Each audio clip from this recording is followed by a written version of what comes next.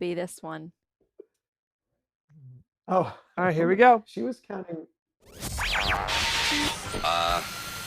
We have had some technical problems.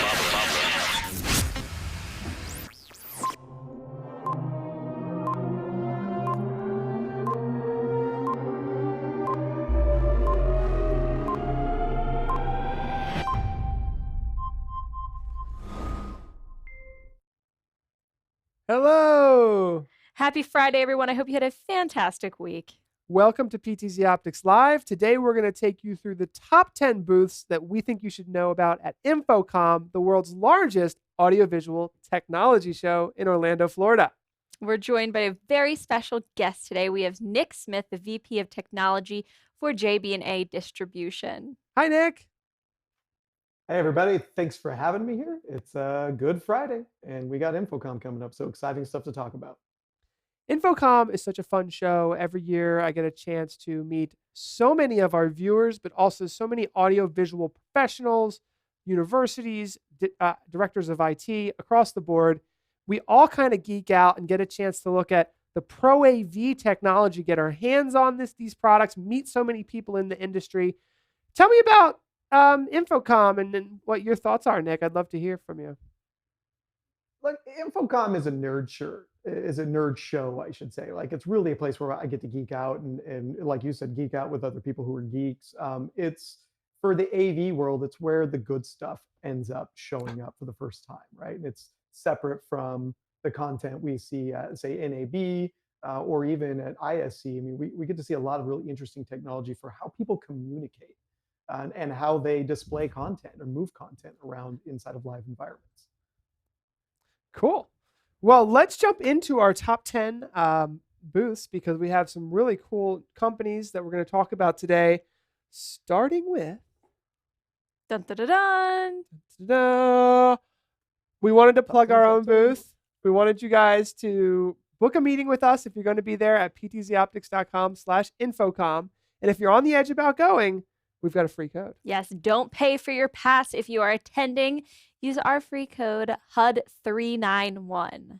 So I think that's still available. And Tess is showing our booth here right next to Blackmagic in the front there. So you can't miss us. We'd really love to see you. We're going to have a live show every day of the show. Mm-hmm. And I think Nick's actually going to come join us on the show as well.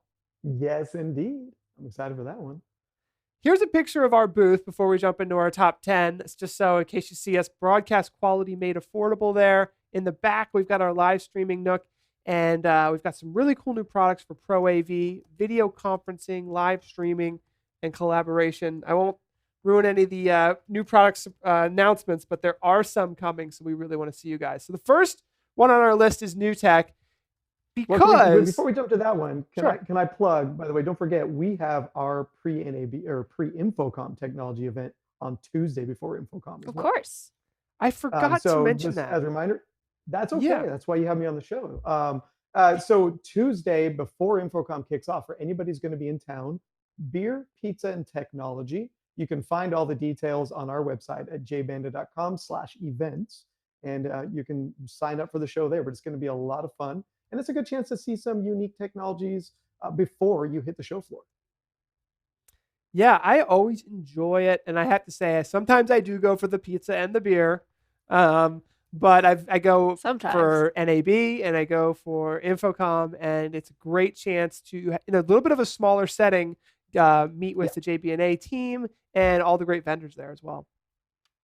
Absolutely. Yeah, we try to keep it intimate and fun. So perfect. All right, cool. Now let's move on with the fun stuff, the top 10. So New Tech made some really big announcements at NAB, which wasn't that long ago, just in April. But here we are in June.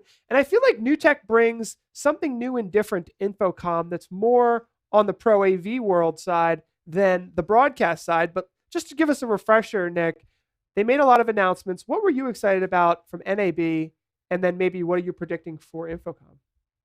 So, I mean, the three big things, I mean, let's first tackle the biggest one, which is they merged with VizRT. And so now they have a larger engineering group, a larger sales group, a larger R&D budget. It's super exciting. And access to new technology. So I think this is going to be an interesting year for them because they're going to evolve as something, I think, even bigger than they are now. in terms of just overall product scope and engineering skills. NDI 4.0 was probably the talk, right? All the new features built into that. So that's massive. For me, the really exciting one though was the ability to tie a transcript or a visual script into the production. It transmits over an NDI monitor so that you can use that as your sort of a I don't want to say visual script translation tool, but you can also tie automation to it. So it has the ability to look at the words on the screen and then tie that to a task or an automation. So that could be play a specific video clip, bring up a title, transition a camera. So you don't have to be a script writer necessarily in terms of like scripting automations to be able to just type a command into the script and have that tied into an AI essentially, which is looking at those words and then timing that against the action on screen. So I think it's pretty cool, and it's something that I think is, as usual, new tech brings tools to the masses that they couldn't ordinarily afford, and this is one of those. Yeah, I was in the presentation by Andrew Cross, the CEO of New Tech, and he made a clear distinction in the show that I thought was interesting, that in the live streaming and production world, which is a little different than InfoComm, it's more the NAB world, if you will, but he said there's scripted shows, and then there's live production, and they're both generally live. And I kind of, sometimes you forget how many scripted, shows with a teleprompter that, and even ourselves as a small business, we're trying to move more towards scripted, increase our production capabilities, have a great script. Not, Tess looks at me like, what? We're not completely scripted, but we're trying to do more shows that have a script so that we can hit our marks and be really highly professional when we're on camera. Well, and from a technical standpoint, like our clients want to know that the bullet points of their products are getting talked about, right? Mhm. And Mm-hmm. I can't always remember every feature, every knob, every dial, right? And so having the ability to have a teleprompter and to key those reminders to me, even if I'm going off book a little bit, at least I've got a roadmap and that my clients can ensure we're hitting their message correctly.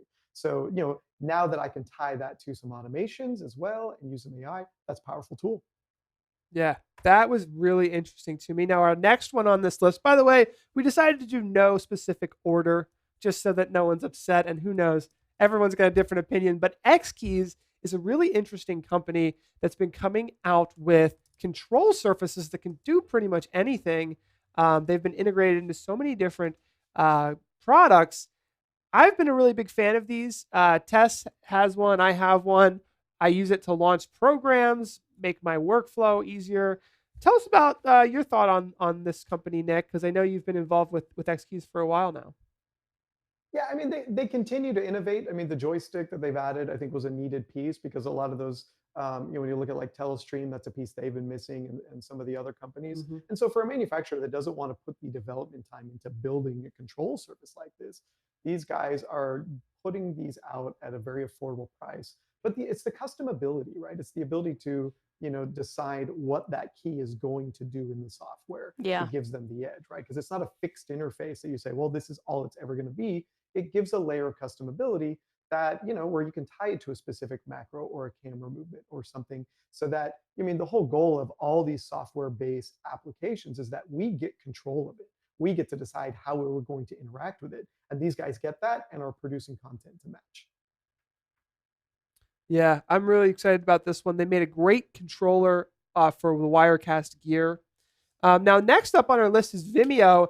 Vimeo is a huge company owned by an even huger company, and I think they're going to be disruptive. At NAB, it was a huge deal. They bought Livestream a couple years ago. They're doing some major things. What do you think they're doing here at InfoComm? I mean, obviously, they have a place here. I think it's more on the enterprise corporate level, whether it's monetizing videos, getting online. Tell us a little bit about what Vimeo is doing, because it's really way different than like a standard YouTube or Facebook. Yeah, no, you hit it. Vimeo is owned by IAC. Look, if you're using any dating app, you're probably using an IAC dating app. I mean, all the big ones are owned by them. So they're very interested in, where video goes online. What we're going to see from them in InfoComm is more about their corporate strategy. How do large corporations communicate with video? to their masses, not to the external masses, but to their internal masses. When you talk about an organization that has 1,000 or 1,500 employees, how do you get messages with video out to all those employees? And I think that's what you're going to see the focus with them this year is their corporate applications, or that application for the large corporation to communicate, and possibly the small one. Monetization has been there in the Vimeo platform for a long time. Anybody can sell content through them. You don't have to be a big producer. But I think you're going to really see their corporate side come out of, hey, corporations, let us help you communicate through video. The big thing too is, starting with NAB was live stream is no more, right? So it's now all rebranded as Vimeo. The hardware, everything is moved to the Vimeo brand. And that's what you're going to see kind of carried over in InfoComm is we're here as Vimeo now, not as live stream. Interesting. So does that mean like live stream studio would actually be Vimeo Studio? Yeah. It's all slowly getting rebranded. Yep. The hardware is, like even the Next hardware is powered by, Next computing powered by Vimeo. That's the movement on everything they're doing is to showcase that. Cool. Interesting. Keep an eye on that. Now, another mover shaker in the industry, Blackmagic Design. Their famous wall. Their famous wall. You start going to these shows and you always stop by Blackmagic. They have the biggest booth at NAB, at InfoComm, and they have a ton of customers. They have the #1 selling switcher. It's not possible. Think about Sony. Well, you know what? They're up there. Wing. No, you're right. Sony has you're right. No, you're right. They're a big player in the industry. Nick and I were talking about it. They're doing a great job of making things more affordable in the industry. Our booth just happens to be right next to them, which will be interesting. We did a lot of in-depth testing with their ATEM switchers, and our cameras, now that they support broadcast frame rates, are playing very nicely with these switchers. So what do you think, Nick? Blackmagic, they're going to release any new products? Are they making a play for corporate? Well, they've always been they've been going to InfoComm for a long time and showing off. And if we look at it, in the house of worship and in the small AV space, if I'm putting together a small studio, I can jump in and spend the money on this and get a very functional studio up and running for low dollar value. And that's not something that, if a corporation is just wanting to jump in and start producing video, they may not want to apply, a very large budget to that. And Blackmagic gives them the ability to kind of come in at an entry-level price, test the waters, determine what they want to do, and have a nice looking product, to put out. They're sort of dominating on the affordability side. So if you find this big sign, just look for us behind this giant sign. I'm assuming where our booth is going to be. But people have their gripes about Blackmagic, firmware updates. Everybody's heard it before. Depending on your budget, sometimes it's worth paying a little more for a similar device that actually works every time. But Blackmagic is getting a lot better. I'm a pretty big fan, and I wanted to put them on our list as somewhere to stop by and check out. Now, Zoom is one that they just had their big IPO on the NASDAQ here in Philadelphia, and their stock doubled immediately, which was surprising, I think, to everyone. They went from 30 to 60 Not to in everyone. a day. Not to me, but no, just kidding. Because I've been working with Zoom since day one, actually. When I was working with Zoom, they had 2 employees. What? Yeah. I believed in never this knew product that. from the beginning. And here we are. And they're worth $18 billion now, but it's because the product is so good. And Nick and I were talking about this. It seems like there's just a move towards the cloud, moving away from these older codecs. Is that what you would say, Nick? Yeah, if you look at the old model of the Polycom Tandberg's day, it was about selling a $10,000 box to sit on a shelf with a camera connected to it. And that's how we communicated, which really meant that video conferencing was only for people with a budget. Right. And so now with things like Zoom and these other web-based products, anybody can light up an account. Anybody can start communicating with their team members without a bunch of hardware, without that limitation in budget. Right. You can light up a Zoom account and you can use it for as long as you need and turn it off when you're done. Right. It's easy. Now, if we talk about IPOs, I think the reason they doubled is this is if you look at the other big IPOs in the past couple of months, they weren't things that the world needed necessarily, right? This is something that the world is using and is needed, especially in corporate infrastructure. If I've got thousands of employees and I want to have a way for them to all communicate, but I don't want to have hundreds of conference rooms, Zoom is the perfect solution for that.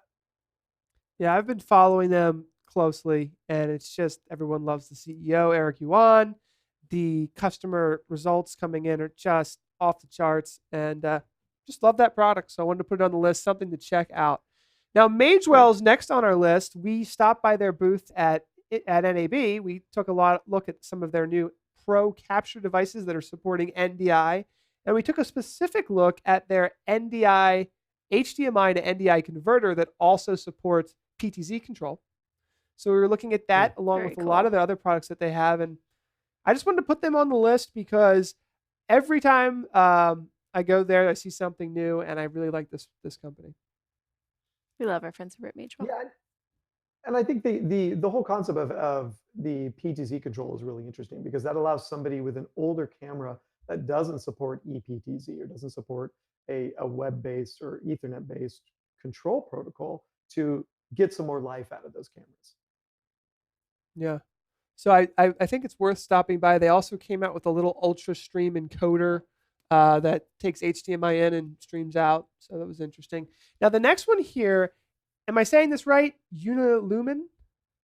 Unilumin, you got it right on the nose. Unilumin. Okay, so this is all about LED. I mean, what we're seeing in the both the house of worship, the corporate communications, is that LED technologies, or direct view LED, have finally come into their own. They're somewhat affordable in terms of, hey, if I put up a big video wall in a conference room, is it worth me doing LED versus a big, OLED panel or a giant Panasonic life wall? They finally hit an affordability and quality rate where now it's there and it's accessible to the masses. We're seeing these go into churches left and right now because Wow.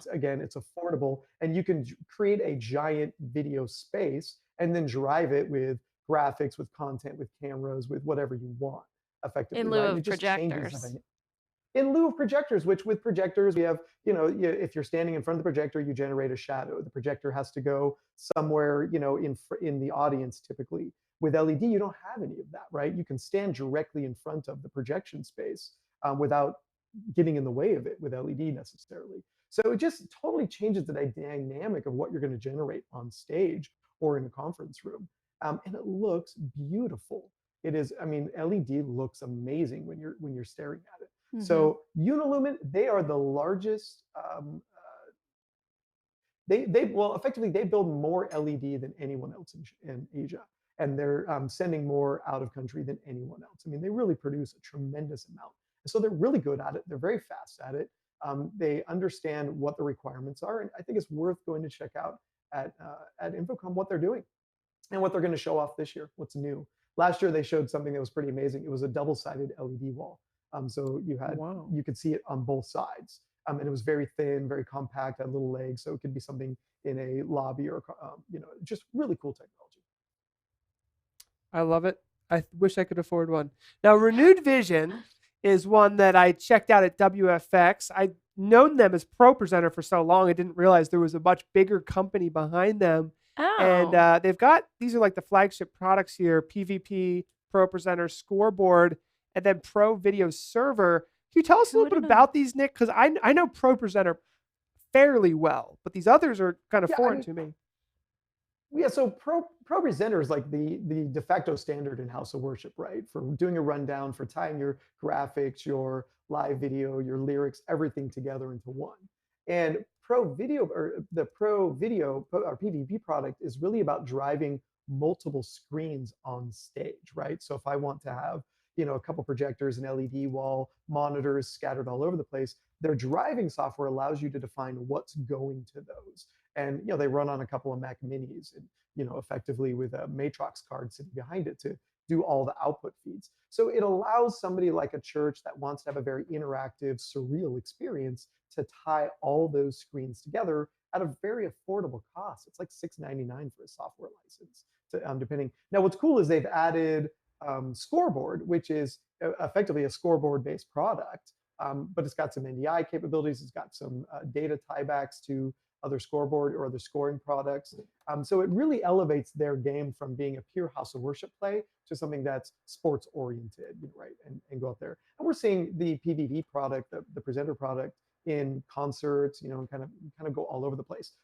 Things that they've added. So this year, in PvP, in the multi-screen application, you can do alpha transitions now. So you can change from camera to camera or add alpha mats to lyrics on screen and have live video going inside of it. So they're just really beefing up the software, and all of them support NDI, which means that my cameras can be a source to go directly through PvP onto one of the screens. So I like what they do. I think it's really unique, and it plays into sort of everything that you and I are doing every day. Cool. I love it. So the next one I think is our last one. I believe so. The grand finale. Xterity. This is one that you know a little bit more about, but IP video is all over the place, whether we're talking about broadcast quality IP video with NDI, but pretty much every company's talking about IP video at this point. Tell us a little about Xterity, Nick. Yeah, so Xterity, I mean, imagine Comcast, right? If I hook Comcast up to my house, I have access to a bunch of channels, I have access to on-demand content, and I can choose content that I want to record and make available to me later. Okay, well, if I'm a large corporation and I want to offer that same level of service to 500 employees, it can get really expensive on Comcast. What Xterity does is build that same solution stack in a large enterprise, in a school, right? So we see schools use this where they'll produce on their TriCaster or their Vimeo box, whatever it may be, but they send out an NDI stream. Xterity takes that and converts that to a traditional IP video stream and then sends it across the network to set-top boxes, to software applications, to digital signage boxes, and allows that NDI signal to be seen by multiple users without having to have a bunch of NDI receivers effectively. So, but they also offer recording capabilities, live TV capabilities, catch-up TV capabilities. So a large corporation that wants to have access to live content, on-demand content, pre-recorded content, but either have it from a simple set-top box or a web-based GUI, would implement a tool like this. And like I said, we see these going to large corporations all over the place. We see these going to high schools and into grammar schools at the top level where they're distributing content to all their schools via an Xterity platform. And now with NDI, they can receive NDI and then flip that over to a format that's more feasible to the masses. That is really interesting. I have some questions for you about that, but I want to wrap the show up at a tight 20 minutes. Okay. And then we'll go into a Q&A. This is your chance, guys. Ask Nick some questions. Let us know what you want to see at InfoComm, but we're going to roll the credits. Stick around. We're going to see you guys in just a moment. Thanks for being here. We might have something that you've never seen before after the credits. Oh, yeah, I forgot. Nick has something really cool. And a brand new well. product. So stick around, guys. We'll see you guys in just a minute.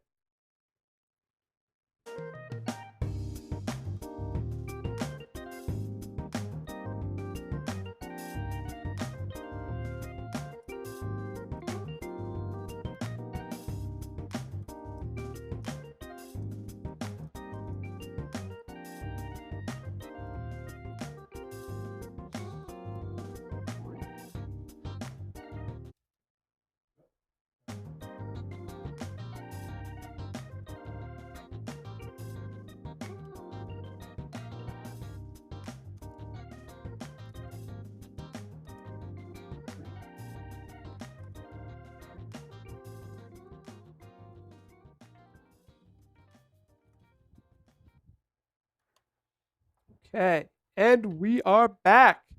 So we've had Nick Smith with us. Yes, we do have some real credits today. We're trying harder, up our production value. We forgot our intro video. We're halfway there. I was blown away by the number of credits you have. I didn't realize the team was so big now. Yeah, we've got a lot of people over here now, and it's fun. It's fun. In fact, I'm trying to think about all the people on our credits. We probably have to. I don't know if we have everybody. I'm certain you definitely don't have everybody. Yeah. If you felt left out of the credits, so I apologize. They don't feel left out, I'm sure. So what do you have for us, what Nick? Yes, What's this new product? Let's see it. Yeah. Hey, Kirsty, you want to take us to the overhead? I missed that. Wait for it. Yeah, It's coming. Any second now. Maybe not. There we go. There it is. Okay. Boop-a-doo. So this was announced at NAB and was shown off in the booth. This is a company called DeltaCast. This is the first in their line of NDI products. And they've always been traditionally an OEM capture card company with some really cool software solutions. but this is the first of their boxes to kind of do what Magewell and the other guys are doing. So let's talk about what it is. So it is NDI to HDMI. So we've got a HDMI output port here, and we've got a NDI input port or an Ethernet port on the other side. And that's basically it. It's really simple. It's plug this into your network, grab NDI source, and put it out to an HDMI-based monitor.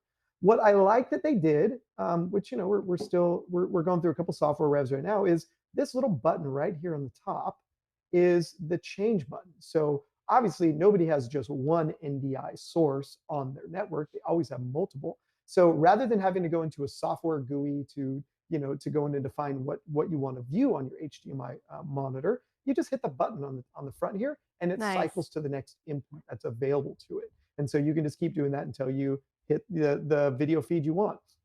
So it's very simple for a producer or somebody sitting offside to have a monitor, have this there, and not have to jump through hoops or to open up a software GUI to change what they want to see. They just hit the button until they find the source they want and cycle through it. So pretty cool. It's we're like I said, we're waiting on a new software update to it just to kind of see some new features and where it goes. I think they've got a roadmap of other products that are going to be similar to this. I'm very excited by where they're headed. I think it's a very clean little box. It is PoE supported, so you don't have to have anything more than power over Ethernet. If you do need power, you can inject external power to it as well. So let me ask you, Tyler Andrews is asking a great question, and then I got a question for you, Nick. But I want to answer this question from Tyler in the chat. What are the must-attend events at InfoComm this year? So here's what I'm doing. Besides a very important one. Besides the JB&A event, by the way, on Tuesday. So Tuesday, it's all day. And where is it, Nick, your event? Oh, you would ask me that. Hold on. I'll have it for you in just a second. It's at the hotel across the street from the convention center. The Rosen Center? But I can never remember. Is that what you're saying? No, we're not. The Rosen Center was packed when the Hyatt. It's at the Hyatt. It's at the Hyatt Regency. Yeah, okay. So the Hyatt Regency. Tuesday, 12 to 7. Cool. So Tuesday, 12 to 7, Hyatt Regency. Check it out. Now, from 5 to 9 is the Starin AV Zombie meetup at the InfoComm booth. Zombie. Yeah, the theme is don't become an AV zombie, which is a play on, don't be still selling the Polycom codecs, move over to the cloud-based solutions. It's the play on don't become an old zombie here, selling the old technology. Let's get you up to speed. I really, big fan of them. Then also from 7 to 11, a lot of this stuff's overlapping. From 7 to 11, Cambridge Sound Management has PoolCom.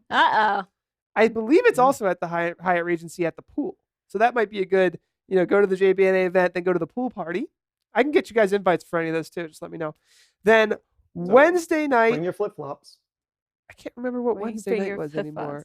I think you're trying to do Disney or something. Yeah, and then I am taking some close friends to either Disney or Universal. If you're one of those close friends, hit me up. You know how to get to me. But I'm trying to take some people out to Universal or Epcot. Either one, but that's my plan. Leave your vote in the chat of which one. Now, the question I wanted to ask you, all right, Chad wants some invites. I'll send them out to you.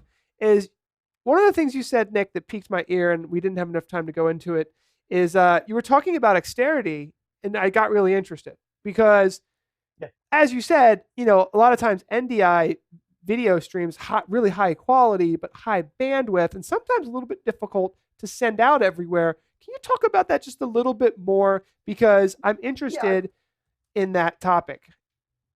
So, if we think about NDI, it is a robust codec, right? And it's designed to be robust because it's production value, right? We want it low latency, we want it high bandwidth so that we're not, very lossless. Well, all those things are great for production, but as soon as I want to send that to 100 people or 200 people or 500 people, imagine the onslaught on the network switch. Add into the fact I'm going to need one of these that's dedicated to that, something that can receive that signal, or I have to download the new tech software to present that. So so when we hit that space where somebody's saying, great, I want to take this now and feed it to a lot of people that are all in my same network. So we're not going over the top to a CDN. We're talking about inside my building of 500 people or 1,000 people. how do I feed all those people this live content? Well, with Xterity, right, they're going to take that NDI feed and they're going to convert it to an MPEG format, like an H.264 format that is or multicast, that can be, lower bandwidth and be more compact, and then give you a host of different ways to access it. A simple web GUI, for instance, that allows me to see the content, so I don't have to install any software or have a set-top box. If I do want a set-top box, like a conference room, then I can have an Xterity set-top box that allows me with a remote control to flip channels to look at live content. Now, let's take that a step further. What if it's not just the live feed? What if it's a bunch of TV channels, right? I want to make all my break rooms have access to CNN and Fox or the Weather Channel, right? So they know what's going on. Well, now we can encode that feed coming from a telco or a service provider, and then do the same with it, make it available to the masses in our organization on a web GUI, a remote control set-top box, something of that nature.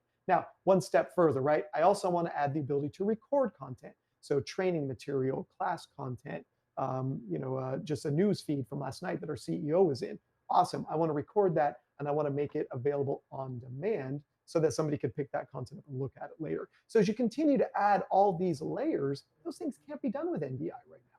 They can all be done with Xterity, including adding digital signage to the mix, right? So now I can say, cool, when my TV is not being used, let's put digital signage content through it. So it's just about developing a stack that allows people to utilize all those screens and communicate to all their team members and staff members inside the building with the ease of operation.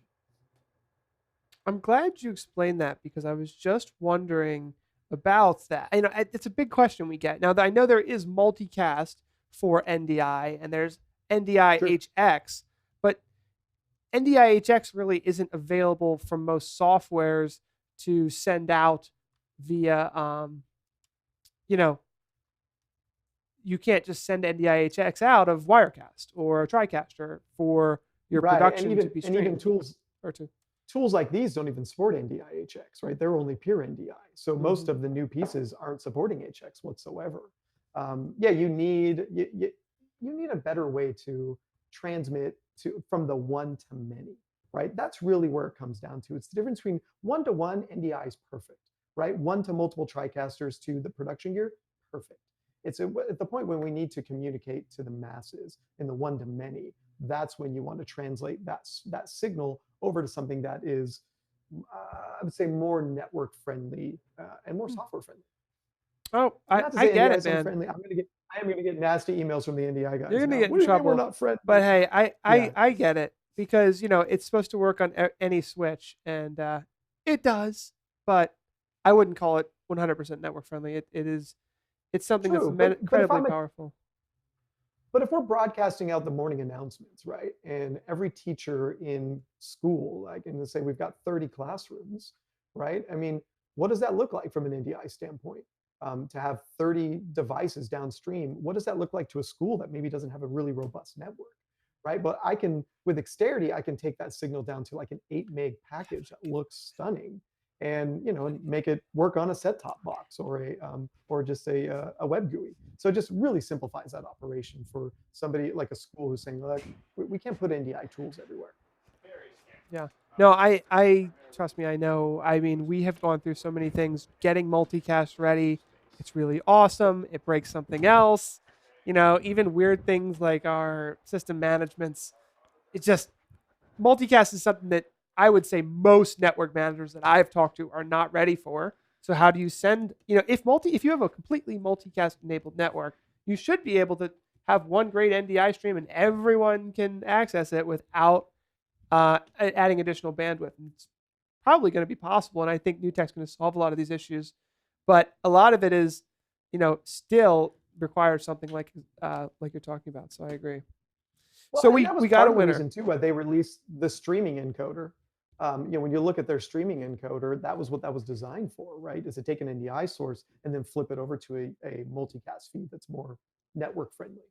So they have tools themselves to be able to pull that off. But with something like Xterity, you get an end-to-end solution that works. Right there. Okay, so while we were chatting, we got a winner, Nick Pendergrass. Thank you for sticking around. Tess is gonna spin the wheel for you. Right? Do you want Tess to spin the wheel? I'm sure he wants you to spin the wheel. Well, You're I mean, holding it and the wheel. everything. I did bring it all the way in here. Now the NAB pass will be transferred to InfoComm Okay, pass, there you go. but we can get you guys InfoComm passes. So, Or NAB New York if you'd like. oh yeah, NAB New York. Ready? All right. 3, 2, 1.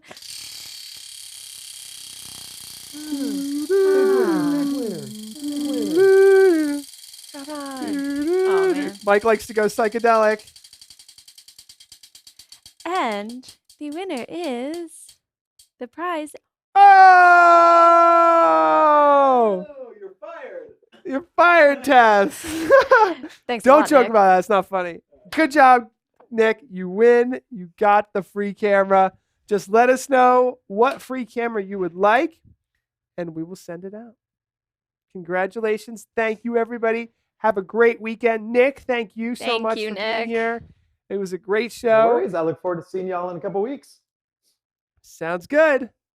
All right, we'll see you at InfoComm. Bye, everybody. guys.